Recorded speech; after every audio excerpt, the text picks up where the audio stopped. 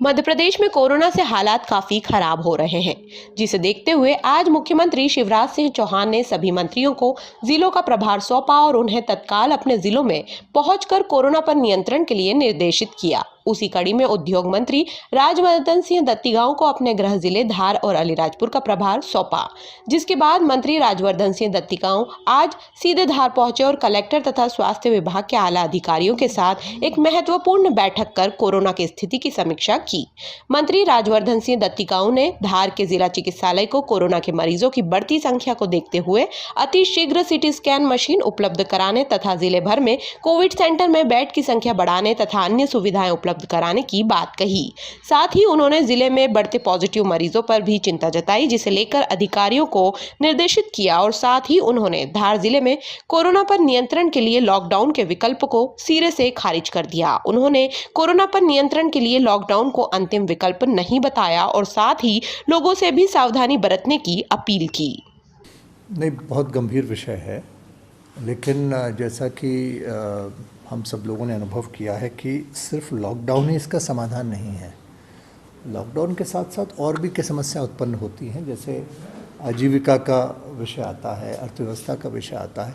Lockdown एक अंत में इसलिए शासन को तय करना पड़ता है क्योंकि चेन जब बहुत विशेष हो जाती है तो उस चेन को कैसे कहीं ना कहीं हम ब्रेक करके कट करें, तो उसमें थोड़ी सी गतिरोध हो और थोड़ा ये स्प्रेड एकदम कम हो। लेकिन क्योंकि अब कम्युनिटी स्प्रेड हो गया है और हम लोगों ने आज यही डिस्कस किया कि जो रेट हमारी ऑफ इन्फेक्शन बढ़ रही है करीब 10% है, वो काफ़ी हाई है।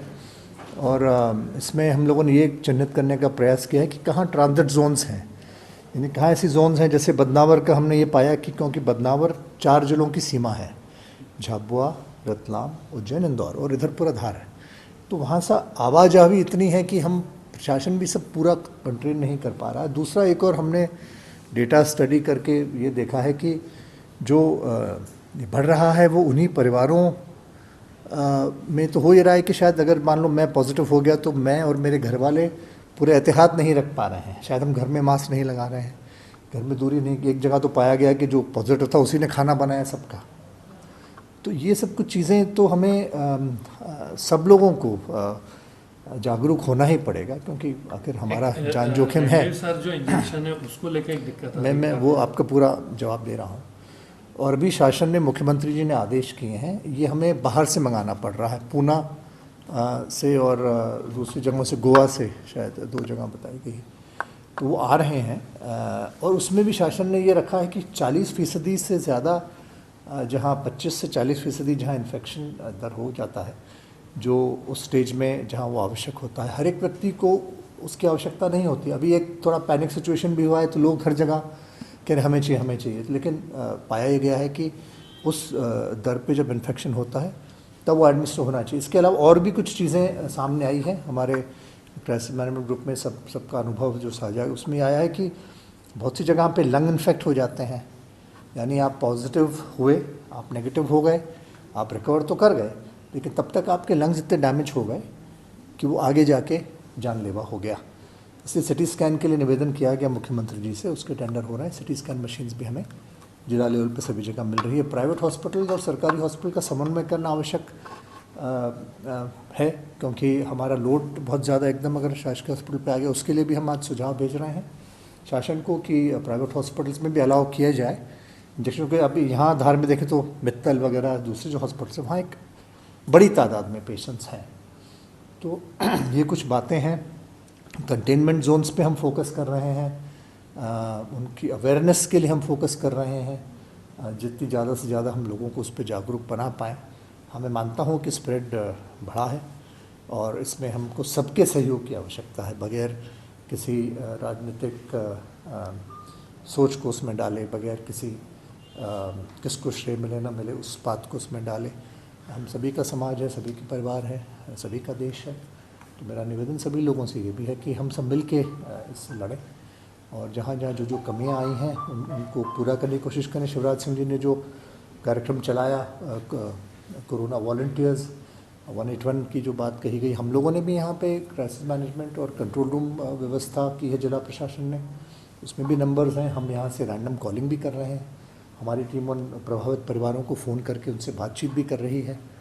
हर तरीके से हमारा प्रयास है कि इसको हम जल्दी से जल्दी कंट्रोल करें, चेन ब्रेक हो और हम वापस से पुनः सबको अपने बीच स्वस्थ देखें। और लॉकडाउन को लेकर जैसे प्रशासन नकार रहे हैं तो उसके अलावा क्या विकल्प रहेगा, क्योंकि जो भीड़ है वो कहीं भी किसी तरह से मानने को तैयार नहीं। देखिए, मैंने आपसे खुद कहा कि अगर कोई व्यक्ति इच्छा मृत्यु मांग ही ले तो हम और आप क्या करेंगे।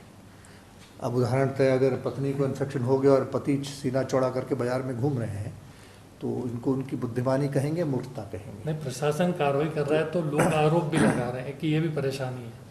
देखिए, बात यह है कि अगर मुझे मेरी जान प्यारी नहीं है तो मेरे पड़ोसी को क्या होगी। तो प्रश्न यह है कि मैं फिर निवेदन सबसे करना चाहता हूँ कि क्या मैं खुद से या खुद से नहीं तो अपने परिवार से इतना प्यार करता हूँ कि मैं उनकी जवाबदारी निभाना चाहता हूँ या नहीं चाहता। ठीक है, अर्थव्यवस्था और घर का खर्चा चलाने के लिए सबको बाहर जाना है, आपको कमाई करनी है, वो सब चीज़ है। लेकिन जैसा पहले भी हम लोगों ने कहा है कि कोरोना काल समाप्त नहीं हुआ। पहले मैं तो कहता रहा हूँ समय समय पे, और पोस्ट कोविड सिनारियो हमारा दिनचर्या और हमारी जीवन शैली हमेशा के लिए बदली है।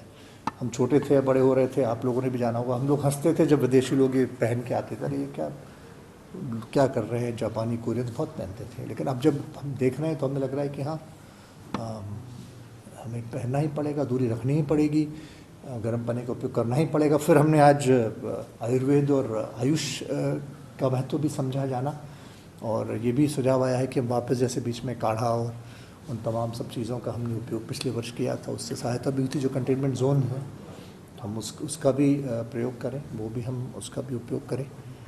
तो मुझे आशा है कि आने वाले हफ्ते 10 दिन में कुछ सुधार हमें ज़रूर मिलेगा, क्योंकि हमारे पास ऑक्सीडाइजर्स आ रहे हैं, ऑक्सीजन सिलेंडर्स की हमने और व्यवस्था करी है, सिटी स्कैन आ ही रहा है हमारे पास में, कुछ ICU बेड्स भी हमने बढ़ाए हैं, तहसील लेवल पे भी हम कुछ उपचार का प्रयास कर रहे हैं ताकि सारा लोड जिला अस्पताल पे ना आए, या सारा लोड बड़े जहाँ पे इलाज अभी रतलाम हो, उज्जैन हो या इंदौर हुआ, क्योंकि वहाँ तो बड़ी अफरा तफरी सी है बहुत। हर एक व्यक्ति उठ के अगर बॉम्बे हॉस्पिटल जाना चाहेगा या ऐसी जगह जाना चाहेगा तो वो संभव नहीं है। तो हमको यहीं पे ब्लॉक लेवल पे, जिला लेवल पे ही इसकी व्यवस्था किसी न किसी प्रकार से करनी पड़ेगी। कलेक्टर साहब लगातार प्रयास कर रहे हैं। धार में MD स्पेशलिस्ट नहीं है कोई भी जिला चिकित्सालय में, उसको लेकर कलेक्टर साहब लगे पास हुए हैं। तीन MD जो है इंदौर से RT-PCR हो रहा है, वो लेट आ रहा है, उसकी वजह से भी लोग जो है परेशान हैं। हमारे पास 3 MD हैं जिले में, उस पर भी हमने चर्चा करी है। हम लोग निरंतर प्रयास कर रहे हैं कि हम प्राइवेट डॉक्टर्स से भी संपर्क करें, और कोई भी डॉक्टर अगर तैयार हो, जो भी हमें उसको मानदेय या अभी देना पड़े वो हम देने को तैयार हैं। मेरा आप लोगों से भी निवेदन है, आपके भी मिलने वाले रिश्तेदार, परिचित लोग कहीं भी अगर आपके पास हों, आप प्लीज़ उन्हें कहें कि हमारा सहयोग करें। और सिर्फ पैसे की बात यहाँ पे नहीं है, कभी कभी अपना राष्ट्र धर्म होता है, कभी कभी ऐसा वक्त आता है जब देश को और समाज को आपकी ज़रूरत होती है। तो मेरा आप लोगों के माध्यम से सभी डॉक्टर से भी निवेदन है कि हमें ज़रूरत है आप लोगों की मदद की, और हम लोग पूरी तरीके से कॉम्पनसेट करने का प्रयास करेंगे। अभी अगर ये हो पाएगा तो हम अगर तहसील लेवल पर भी वेंटिलेटर्स भी हम लोग मंगा रहे हैं, फिर हमें वही दिक्कत है कि हाँ, मेडिसिन हम लगा दें, ऑक्सीडाइजर्स हम लगा दें, ऑक्सीजन सिलेंडर्स हम लगा दें, सिटी स्कैन हम लगा दें, हम डिजिटल एक्सरे मशीन्स लगा दें, लेकिन हाँ, अभाव तो है डॉक्टर्स का, तो वो हमें चाहिए। हम कोशिश कर रहे हैं, हम मेडिकल कॉलेजेस से भी संपर्क कर रहे हैं, पर जैसा मैंने आपसे निवेदन किया कि समस्या है कि वहाँ भी लोड बहुत ज़्यादा है। रतलाम आप सब लोगों को पता है, उज्जैन आपको पता है, इंदौर आपको पता है, भोपाल की स्थिति पता है। तो कुछ भी करके हमें कोरोना से जीतना है, और प्रयास ये रहेगा कि आप सबके सहयोग से, सब लोगों के सहयोग से। आपका गृह जिला है और आपको यहीं का इस महामारी में प्रभार दिया, तो क्या विशेष रहेगा? जिले की काफ़ी उम्मीद बढ़ी है। विशेष तो अभी तो कोरोना ही प्राथमिकता उसी है। को लेके कोई विशेष, कोई धार को लेके खास तो मैंने सब बातें आपको बताई। ये इन सब चीज़ों को अगर हम प्राप्त कर लेते हैं, अगर हमारे पास तहसील लेवल पे वेंटिलेटर्स हुआ करने लग गए, तहसील लेवल पे ऑक्सीडाइजर्स आ गए, तहसील लेवल पे हमारे पास में सारे इंजेक्शंस और बैकअप आ गया, तो एक बहुत बड़ी मदद होगी। कंटेनमेंट जोन्स में अगर हम सब लोगों ने हमारी बात मान ली कि भाई आप एहतियात बरतें, दूरी रखें, मास्क लगाएं, हाथ धोएं, परिवार को सुरक्षित रखें, तो आधा काम तो ही हमारा हो जाएगा।